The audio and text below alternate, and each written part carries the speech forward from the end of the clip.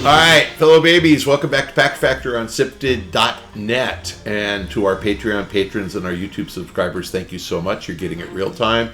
To our Amazon Prime customers who are smart enough and diligent enough and industrious enough to link their Amazon Prime accounts to their Twitch Prime accounts, really easy, thereby sticking it to Amazon, getting something free that you've already paid for, that they're willing to pay for. We're also getting paid for that. So if you please can remember to re-link your Amazon Prime account to your Twitch Prime account, we get paid for that. This episode of Pachter Factor is brought to you by DeShazer Ryan Realty. Right now, Doug DeShazer has beautiful lots available adjacent to Koocanusa Lake in northwest Montana. Pull up your RV and access the hookups, or build your own construction. Either way, you have access to world-class fishing, hunting, boating, swimming, biking, hiking, and the internet. No matter where you're looking to buy, make Doug DeShazer your real estate consultant at 406-291-1643. That's Doug DeShazer at 406-291-1643. Okay, today's question sifted from Kevin. I saw that Starbreeze forced out its CEO after Payday 3 failed to meet expectations. Most criticisms of the game are that it doesn't have enough content at launch. But is that really the CEO's fault? Whose fault is it when a game fails? Do CEOs carry as much responsibility in the video game industry as in other industries? Is a bad video game launch always going to result in firings or layoffs?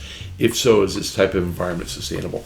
I don't know the Starbreeze guys very well, but I think that the fair answer is that the CEO is ultimately responsible for everything. And, I'll give you a contrast of two presidents of the United States. Harry Truman, who had a little block on his desk that said the buck stops here. And that just meant everybody's going to pass the buck and say it wasn't my responsibility, it's another guy. And Harry Truman said, it's my responsibility. And the other guy is Trump, who always said, it's not my responsibility, it's somebody else. I think every CEO should be like Harry Truman, and no CEO should be like Trump. And if a game fails, yes, it's the CEO's fault. Unity fired Riccatello. It wasn't a bad game. They had the runtime feed debacle. And he made a bunch of acquisitions that the board decided they didn't like after they approved them all. So, there's just a time when a CEO's rope got so stretched thin that it broke and he was gone.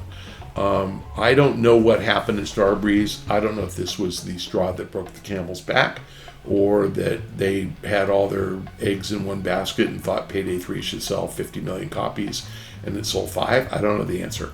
But I will say that company is a bit on the unstable side because they've had a bunch of CEOs. And Jürgen Goldner, who's older than me, came back. He's a great guy, super, super smart.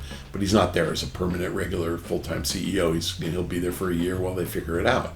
I think that CEOs should be fired more frequently if they make big bets and they fail. Not just in the game industry, in other industries, but it doesn't happen that often. I think one of the problems with corporate governance is that CEOs tend to work for friendly boards, and the boards are handpicked by them, and they tend to surround themselves with like-minded people. I cover Overstock.com, which is now called Beyond, and the CEO, a board member came in. About a month later, the CEO was fired.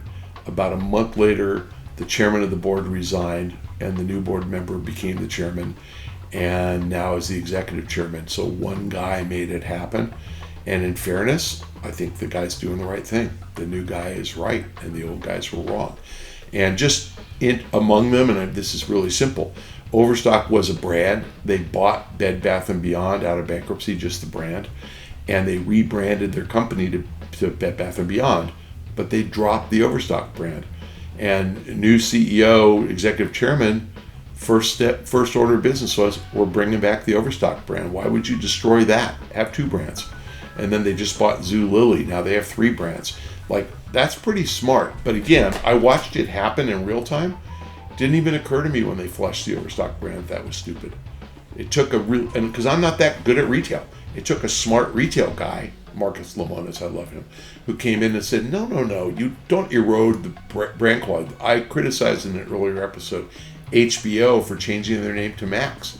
That eroded the HBO brand. HBO Max was fine because it had the HBO brand in there. Max, is it possible there's a consumer out there who doesn't know that Max is HBO? Yeah, a lot of them, millions of them. That's why it's dumb. Is it possible there's an Overstock customer out there who doesn't know that they rebranded as Bed Bath & Beyond? Yeah, millions of them. So the CEO got fired for doing something stupid. And unfortunately, it takes more than one stupid thing. It normally takes share price dropping or something to get shareholders really mad. But it happens. I cover another company, Turtle Beach. Stock went from 30s down to under 10, and now it's back up to 15 because they got rid of the CEO and hired another one. I like the old guy, but he wasn't growing the business, and the board got fed up with him, and he's gone. Happens.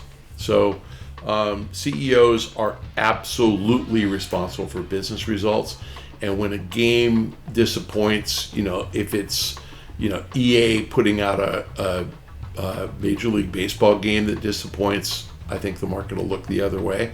But God save them if FIFA came out and sold half as many units as last year, then the CEO would be in trouble.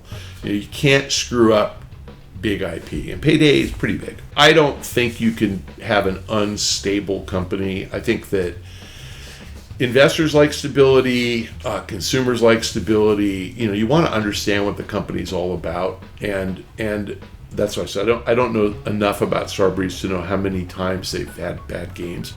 It's really hard to put too many eggs in one basket for any CEO, for any company.